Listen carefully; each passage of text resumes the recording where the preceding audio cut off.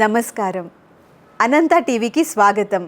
ఈరోజు మనం పంచదంపతుల గురించి తెలుసుకుందాం. ఈ లోకంలో కోట్ల దంపతులున్నా వాళ్ళంతా 5 విధాలుగానే ఉంటారు. మొదటి వారు గౌరీ శంకరులు, అర్ధనారీశ్వర స్వరూపం.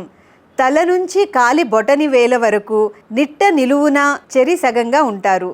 రెండు కలిసిన ఒకే రూపంతో ఉండటం వీరి ప్రత్యేకత. ఆలోచనలకు తల, కార్యనిర్వహణానికి కాలు సంకేతం. కాబట్టి భార్యను గొప్పగా చూసుకునే భర్త, బోలాబోలీగా ఉన్న భర్త, ఆపదలో ఉంటే రక్షించే భార్య, ఇలా ఉన్నవారు గౌరీశంకరుల జంట.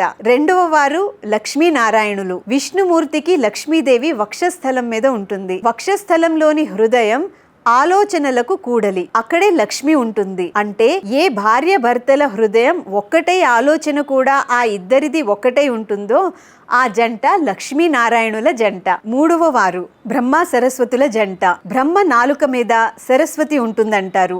నాలుక అనేది మాటలకు సంకేతం. దాని అర్థం ఇద్దరి మాట ఒకటే అవుతుందని. ఇలా ఏ మాట మాట్లాడినా ఆ భార్య మాటే మాట్లాడే భర్త, ఆ భర్త మాటే మాట్లాడే భార్య. ఏ జంట ఇలా ఉంటారో వారు బ్రహ్మ సరస్వతుల జంట. సూర్యుడు చండ ప్రచండంగా వెలుగుతూ ఉంటాడు. అతడి భార్య ఛాయాదేవి అతని తీక్షణతకు తట్టుకుంటూ సాగిపోతుంటుంది. తన భర్త లోకోపకారం కోసం పాటుపడేవాడు, విపరీతమైన తీక్షణత కలవాడు.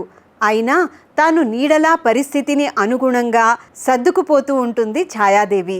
ఏ ఇంట భర్త కఠినంగా, కోపంగా, పట్టుదలతో ఉంటాడో, ఏ ఇంట అతని భార్య మాత్రం నెమ్మదిగాను, శాంతంగాను, అణకువగాను ఉండి సంసారాన్ని తీర్చిదిద్దుకొనే తత్వంతో ఉంటుందో అలాంటి జంట ఛాయాసూర్యుల జంట. ఐదవ వారు రోహిణి చంద్రులు. రోహిణి కార్తెలో రోళ్లు కూడా పగులుతాయనే సామెత ఉంది.